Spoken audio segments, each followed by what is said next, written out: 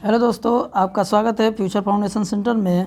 और आपको हम बताना चाहेंगे कि हिंदी के आपके बोर्ड पेपर में कौन कौन से प्रश्न पूछेंगे और कैसे प्रश्न पूछेंगे। ये सारे महत्वपूर्ण प्रश्न आपको बताए जाएंगे इस वीडियो में। और इस वीडियो को देखते हैं आप लोग तो 70 में 70 नंबर, क्या 70 में 70 नंबर आप लोग का कन्फर्म हो जाएगा। कितना? 70 में 70 नंबर। तो 70 में 70 नंबर पाने के लिए आप लोग क्या करेंगे, इस वीडियो को पूरा देखेंगे। 20 मिनट में ही पूरा प्रश्न बता दिया जाएगा, जिससे आप लोगों को क्या होगा, पेपर देने में आसानी होगी और जिससे आप क्या 70 में 70 नंबर ला सकते हैं। पूरा 100% ये हमारा दावा है। ठीक है, ये 100% हमारा दावा है कि आप लोग क्या 70 में 70 लाएंगे। तो वीडियो को पूरा देखें, अंत तक बने रहें वीडियो में। और किस प्रकार हम प्रश्नों को हल करेंगे, कैसे बहुविकल्पी प्रश्न करेंगे, कैसे लघुत्तरी प्रश्न करेंगे, कैसे अति लघुत्तरी प्रश्न करेंगे, ये सारे बातें इसमें बताई जाएंगी। आप लोग वीडियो में अंत तक बने रहें। अगर वीडियो आप लोग को पसंद आए तो वीडियो को लाइक करें, शेयर करें और चैनल पर नए हैं तो चैनल को सब्सक्राइब करें। ठीक है, आगे बढ़ते हैं हम प्रश्न की तरफ। पहला प्रश्न हमारा दिया है, आदिकाल की प्रमुख रचना का नाम बताना है। हम लोग को क्या बताना है? आदिकाल की प्रमुख रचना का नाम बताना है, जिसमें पहला ऑप्शन दे रहा है पृथ्वीराज रासो, दूसरा ऑप्शन दे रहा है खुमार रासो, तीसरा ऑप्शन दे रहा है इंद्रावती, चौथा ऑप्शन दे रहा है ज्ञानदीप। और इन चारों ऑप्शनों में से हम लोग को बताना है कि कौन सा ऑप्शन सही है। तो आप लोग बताएंगे कि कौन सा इसमें ऑप्शन सही है। तो देखिए, एक बात बता दें आप लोग को कि आप लोग का जो क्वेश्चन आएगा वो बहुविकल्पीय आएगा बिस्टो।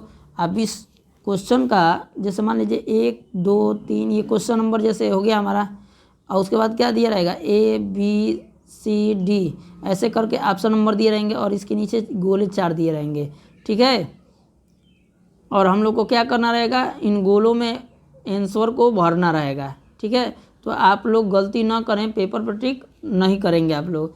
ठीक है, तो देखिए आदिकाल की प्रमुख रचना का नाम बताना है। तो देखिए आदिकाल की प्रमुख रचना है हमारा पृथ्वीराज रासो। ये हमारा पहला ऑप्शन सही है। ठीक है, यानी कि अब देखिए पहला क्वेश्चन है ये, और पहले का पहला यानी कि ए सही है ना, तो हम क्या करेंगे, ए के नीचे गोला कर देंगे पहले प्रश्न के सामने।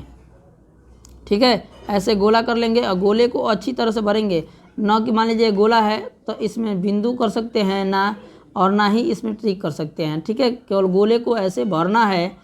गोले को नहीं भरेंगे, अगर ऐसे ट्रिक करेंगे चाहे गोले में बिंदु करेंगे तो ये आपका आंसर क्या हो जाएगा, गलत हो जाएगा। ठीक है, आगे बढ़ते हैं दूसरे नंबर प्रश्न की तरफ। दूसरा नंबर हमारा प्रश्न है कि तुलसीदास क्या कह रहा है, तुलसीदास किस शाखा के कवियों के नायक थे। पूछ रहा है कि तुलसीदास किस शाखा के कवियों के नायक थे। पहला ऑप्शन दे रहा है रीति ग्रंथ, दूसरा दे रहा है सगुण शाखा, तीसरा दे रहा है निर्गुण शाखा और चौथा दे रहा है आधुनिक काल। तो आप लोग ऑप्शन देख रहे हैं तो डी और ए और डी जो है इसी तरह गलत है, क्योंकि ये ग्रंथ दे रहा है और ये काल दे रहा है। ठीक है, समय को प्रदर्शित कर रहा है, तो इसलिए ये दोनों नहीं होंगे।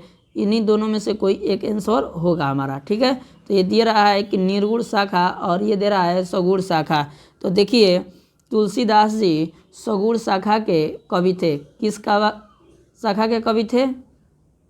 सगुण शाखा के कवि थे। ठीक है ना, ये हमारा दूसरा नंबर ऑप्शन सही है। 2 नंबर प्रश्न का बी ऑप्शन सही है। तो अब दूसरे नंबर प्रश्न का बी सही है, तो बी में हम क्या कर लेंगे, गोले को भर लेंगे। ठीक है, आप लोग बात समझ रहे हैं। आगे बढ़ते हैं तीसरे नंबर प्रश्न की तरफ। तीसरा नंबर हमारा प्रश्न दे रहा है कि धर्मयुग का संपादक कौन है। ठीक है, हम लोग से पूछ रहा है कि धर्मयुग का संपादक कौन है।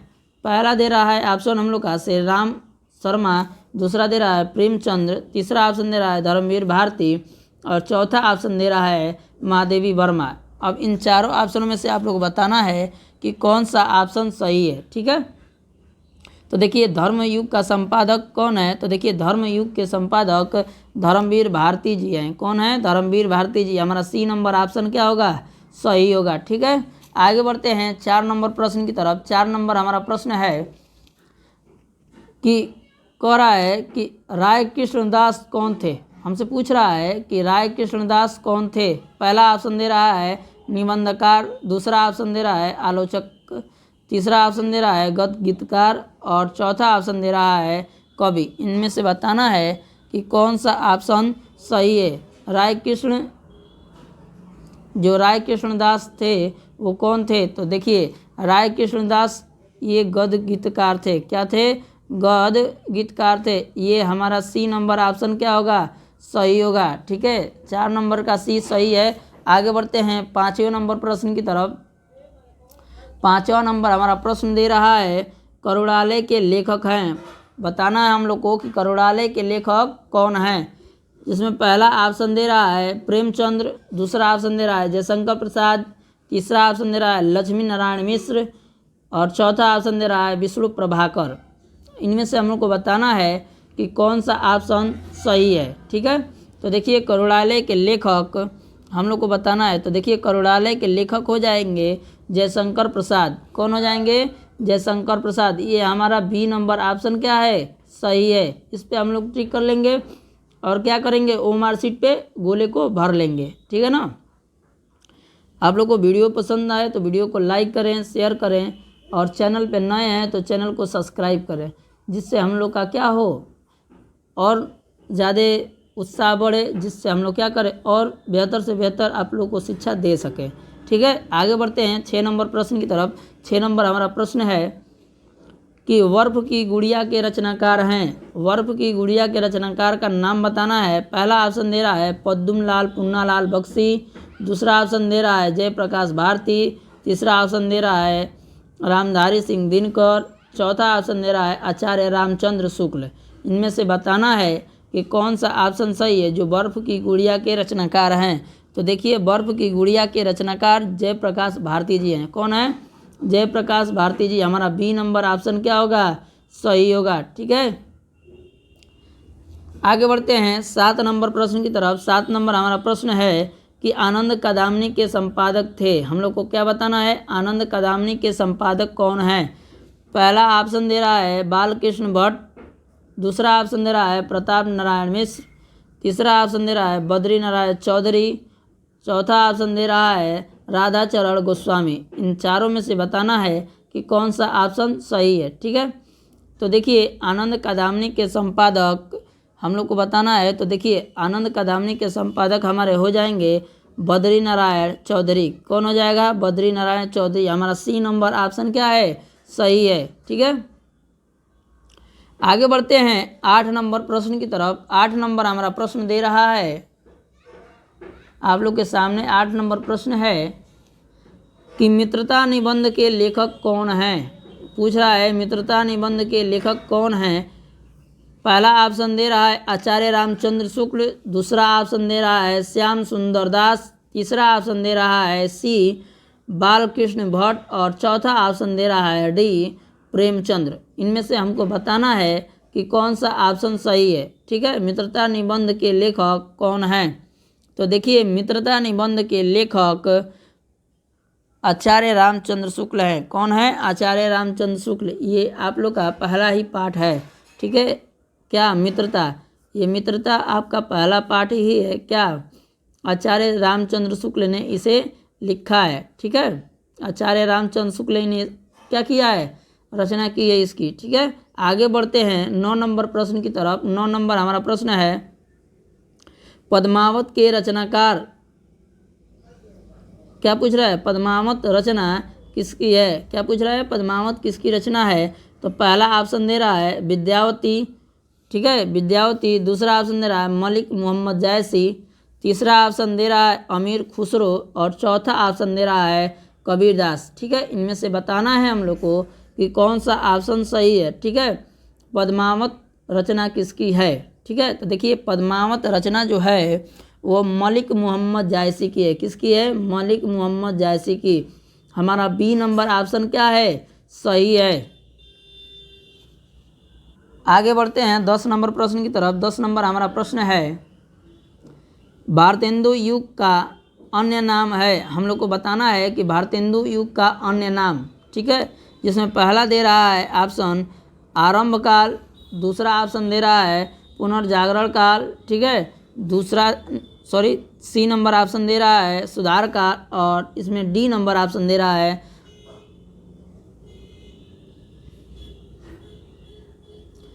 डी नंबर ऑप्शन दे रहा है नवोत्थान काल, ठीक है। इनमें से हम लोग को चारों में से बताना है कि कौन सा ऑप्शन सही है। तो देखिए जो 10 नंबर भारतेंदु युग का अन्य नाम है, तो देखिए भारतेंदु युग का पुनर्जागरण क्या है, अन्य नाम है। क्या है? पुनर्जागरण, ये अन्य नाम है किसका? भारतेंदु युग का अन्य नाम, ठीक है। आगे बढ़ते हैं 11 नंबर प्रश्न की तरफ। 11 नंबर हमारा प्रश्न है अक्षरा पत्रिका का प्रकाशन कहाँ से होता है? अक्षरा पत्रिका का प्रकाशन कहाँ से होता है हम लोग को बताना है, ठीक है। तो देखिए पहला ऑप्शन दे रहा है ग्वालियर, दूसरा दे रहा है आगरा, तीसरा ऑप्शन दे रहा है भोपाल, और चौथा ऑप्शन दे रहा है कालपी, ठीक है। इनमें से बताना है कि कौन सा ऑप्शन सही है जिसमें अक्षरा पत्रिका का प्रकाशन, जगह का नाम बताना है, स्थान का, कि कहाँ से प्रकाशित होता है। तो देखिए ये भोपाल से प्रकाशित होता है। क्या? अक्षरा पत्रिका जो है ये भोपाल से प्रकाशन इसका होता है, ठीक है। यानी कि हमारा सी नंबर ऑप्शन क्या है? सही। आगे बढ़ते हैं 12 नंबर प्रश्न है हमारा कल्पलता निबंध संग्रह है, हम लोग को बताना है कल्पलता निबंध संग्रह किसका है, ठीक है। पहला ऑप्शन दे रहा है प्रो जी सुंदर रेड्डी, दूसरा ऑप्शन दे रहा है वासुदेव शरण अग्रवाल का, तीसरा ऑप्शन दे रहा है मोहन राकेश का, और चौथा ऑप्शन दे रहा है हजारी प्रसाद द्विवेदी का, ठीक है। हम लोग को बताना है कि इसमें से कौन सा ऑप्शन सही है। कल्पलता निबंध संग्रह किसका है, ठीक है। 12 नंबर प्रश्न का हम लोग को बताना है। तो देखिए 12 नंबर प्रश्न जो कल्पलता निबंध संग्रह है वो हजारी प्रसाद द्विवेदी का है। किसका है? हजारी प्रसाद द्विवेदी का, यानी कि हमारा डी नंबर ऑप्शन क्या है? सही है। आगे बढ़ते हैं 13 नंबर प्रश्न की तरफ। 13 नंबर हमारा प्रश्न है कि अजातशत्रु किस विधा की रचना है? अजातशत्रु किस विधा की रचना है हम लोग को बताना है। तो देखिए पहला ऑप्शन दे रहा है एकांकी, दूसरा ऑप्शन दे रहा है कहानी, तीसरा ऑप्शन दे रहा है उपन्यास, और चौथा ऑप्शन दे रहा है नाटक, जिसमें हम लोग को बताना है कि अजातशत्रु किस विधा की रचना है, ठीक है। अजातशत्रु किस विधा की रचना है? तो अजातशत्रु हमारा क्या है? कौन सी विधा है? नाटक। ये क्या है? नाटक। ये हमारा डी नंबर ऑप्शन क्या होगा? सही होगा, ठीक है। आगे बढ़ते हैं प्रश्न देखेंगे 14 नंबर प्रश्न है हमारा कि रीतिबद्ध काव्य के कवि हैं, जिसमें पहला ऑप्शन है बिहारी लाल, दूसरा ऑप्शन दे रहा है माखनलाल चतुर्वेदी, और तीसरा सी नंबर ऑप्शन दे रहा है भिखारी दास, और चौथा ऑप्शन दे रहा है ठाकुर, ठीक है। इनमें से बताना है कि कौन सा ऑप्शन हमारा सही है। तो देखिए रीतिबद्ध काव्य के कवि हमारे हैं भिखारी दास जी। कौन है? भिखारी दास जी, यानी कि हमारा सी नंबर ऑप्शन क्या है? सही है, ठीक है। हमारा सी नंबर ऑप्शन क्या है? भिखारी दास, ये रीतिबद्ध काव्य के कवि हैं, ठीक है। आगे बढ़ते हैं 15 नंबर प्रश्न की तरफ। 15 नंबर हमारा प्रश्न दे रहा है कि धर्मवीर भारती की रचना का नाम है। क्या पूछ रहा है? कि धर्मवीर भारती की रचना का नाम बताना है, जिसमें पहला ऑप्शन दे रहा है आंगन के पार द्वार, ठीक है। बी नंबर ऑप्शन दे रहा है सुनहरे सहवाल, तीसरा ऑप्शन दे रहा है बनी हुई रस्सी, ठीक है।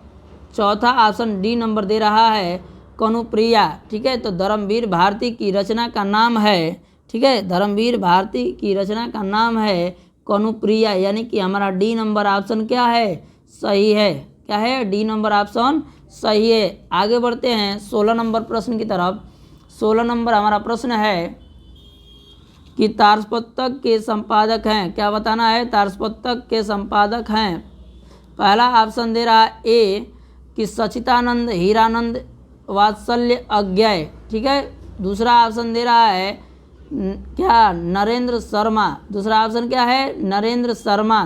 तीसरा सी ऑप्शन दे रहा है भवानी प्रसाद मिश्र, और चौथा डी नंबर ऑप्शन दे रहा है केशव, ठीक है। तो इन चारों में से बताना है कि तारसपुस्तक के संपादक कौन हैं। तो देखिए तारसपुस्तक के संपादक हमारे हो जाएंगे सचितानंद, हीरानंद, वात्सल्य। कौन हो जाएंगे? सचितानंद, हीरानंद, वात्सल्य, यानी कि हमारा ए नंबर ऑप्शन क्या है? सही है। ठीक है, सचितानंद, हीरानंद, वात्सल्य, अज्ञेय। ठीक है, आगे बढ़ते हैं 17 नंबर प्रश्न की तरफ। 17 नंबर हमारा प्रश्न है, प्रयोगवादी युग का आरंभ हुआ है। हम लोग को बताना है कि प्रयोगवादी युग का आरंभ कब हुआ है। ठीक है, किस वर्ष में हुआ है। तो जिसमें पहला ऑप्शन दे रहा है ए कि वर्ष 1948 ईस्वी, बी नंबर ऑप्शन दे रहा है वर्ष 1936 ईस्वी, और सी नंबर ऑप्शन दे रहा है वर्ष 1918 ईस्वी, और डी नंबर ऑप्शन दे रहा है कि वर्ष 1943 ईस्वी। ठीक है, इन चारों में से बताना है कि क्या प्रयोगवादी युग का आरंभ कब हुआ है। ठीक है, तो देखिए प्रयोगवादी युग का आरंभ 1936 ईस्वी में हुआ है। कब हुआ है? 1936 ईस्वी को स्टार्ट हुआ, इसका आरंभ हुआ। ठीक है, प्रारंभ हुआ। ठीक है, आगे बढ़ते हैं 18 नंबर प्रश्न की तरफ। 18 नंबर प्रश्न है हमारा कि परशुराम की प्रतीक्षा के रचनाकार का नाम बताना है। क्या? परशुराम की प्रतीक्षा के रचनाकार का नाम बताना है, जिसमें पहला ऑप्शन दे रहा है रामधारी सिंह दिनकर, दूसरा ऑप्शन दे रहा है नागार्जुन, तीसरा ऑप्शन सी दे रहा है भगवती चरण वर्मा, और चौथा ऑप्शन दे रहा है महादेवी वर्मा। इन चारों में से बताना है कि कौन सा ऑप्शन सही है। परशुराम की प्रतीक्षा के रचनाकार का नाम बताना है। क्या बताना है? परशुराम की प्रतीक्षा का रचनाकार का नाम बताना है। तो देखिए परशुराम की प्रतीक्षा के रचनाकार हो जाएंगे रामधारी सिंह दिनकर। कौन है? रामधारी सिंह दिनकर। ये हमारा ए नंबर ऑप्शन क्या है? सही है। ए नंबर पे ट्रिक कर लेंगे और ओ मार्कशीट पे भर लेंगे। देखिए वीडियो पसंद आए तो वीडियो को लाइक करें, शेयर करें, और चैनल पे नए हैं तो चैनल को सब्सक्राइब करें। अब आगे देखिए 19 नंबर प्रश्न को। 19 नंबर हमारा प्रश्न है कि फल शब्द का तृतीय विभक्ति बहुवचन रूप बताना है। क्या बताना है? तृतीय विभक्ति बताना है और बहुवचन रूप बताना है। तो देखिए पहला ऑप्शन दे रहा है फलम, दूसरा दे रहा है फले, तीसरा दे रहा है फलेन, और चौथा दे रहा है फलय। ठीक है, अब इन चारों में से बताना है कि फल शब्द का तृतीय विभक्ति और बहुवचन क्या होगा। तो देखिए तृतीय विभक्ति फल का और बहुवचन रूप है हमारा फलय। क्या हो जाएगा? फलय, यानी कि हमारा डी नंबर ऑप्शन क्या है? सही है। हमारा डी नंबर ऑप्शन सही है।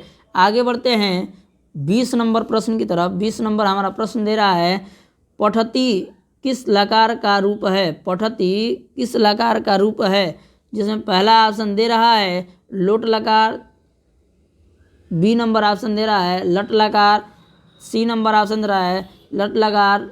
ठीक है, लट लकार, और डी नंबर ऑप्शन दे रहा है लिट लकार। ठीक है, इन चारों में से बताना है कि कौन सा ऑप्शन सही है। ठीक है, पठती क्या है? पठती किस लकार का रूप है। तो देखिए पठती लट लकार का रूप है। किसका है? लट लकार का रूप है, यानी कि हमारा बी नंबर ऑप्शन क्या है? सही है। तो देखिए आप लोग से बस इतना ही कहना है, आप लोग हमें सपोर्ट कीजिए, जिससे हम क्या करें और बेहतर से बेहतर वीडियो बनाकर आप लोगों के सामने प्रस्तुत कर सकें। और देखिए नेक्स्ट वीडियो हिंदी और संस्कृत दोनों विषयों का पड़ेगा, आप लोग देखना न भूलें। और चैनल पे आप लोग नए हैं तो चैनल को सब्सक्राइब करें। ठीक है, और अपने दोस्तों मित्रों को भी शेयर करें, जिससे उन लोग भी क्या करें, अच्छी तरह से तैयारी कर सकें। धन्यवाद, मिलते हैं नेक्स्ट वीडियो में।